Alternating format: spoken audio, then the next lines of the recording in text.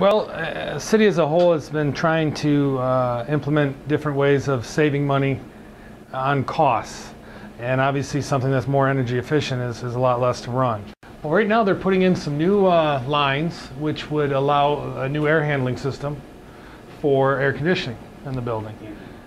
Obviously with the equipment that's in this building for the wastewater treatment plant, a lot of heat is emitted off of it. And some of the equipment probably operates much better when it's cooler, and we've had a system that was in here that hadn't worked for the past 20 years. So with the grant dollars, we were able to go ahead with a system and put it in. So they have some new ducts and stuff that they're going to be running.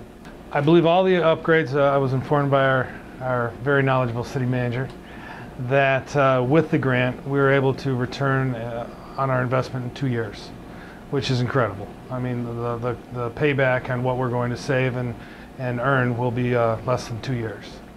It would have been a longer time period. With the financial crunch, with our revenues and so forth, the revenue sharing from the state, and of course our tax incomes, it would have been very difficult in our budgets to been able to accomplish some of these programs.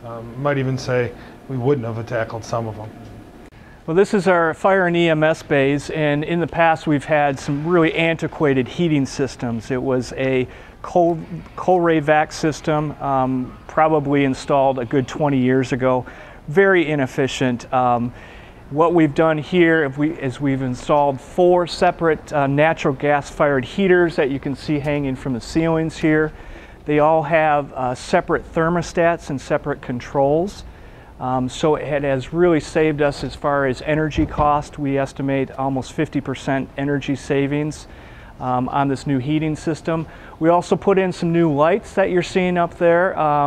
The new lights are the T8s, basically the fluorescent, very efficient lighting, and they're saving energy costs anywhere from 50 to 70% electricity savings. So it's certainly cost effective, and it's worked out well for our City Hall and fire and EMS bays here.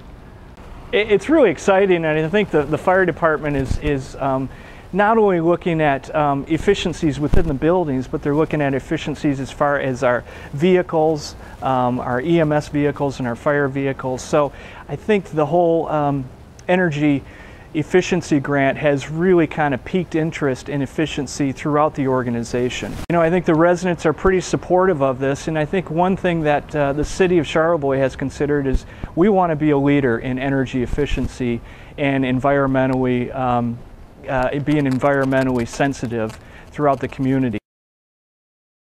It's been something that both staff and our city council have been spearheading over the last 3 or 4 years or so.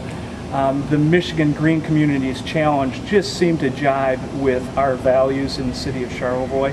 Very much we're pro-environment, and like I said, we're a boating community. People love to get outside and enjoy our lakes.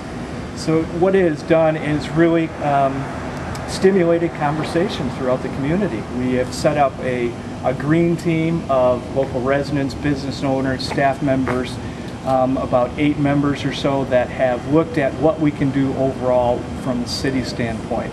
And it's anywhere from ramping up our recycling efforts to creating an anti-idling campaign through the city. If anybody knows Charlevoix, we have a drawbridge and there are delays in traffic occasionally.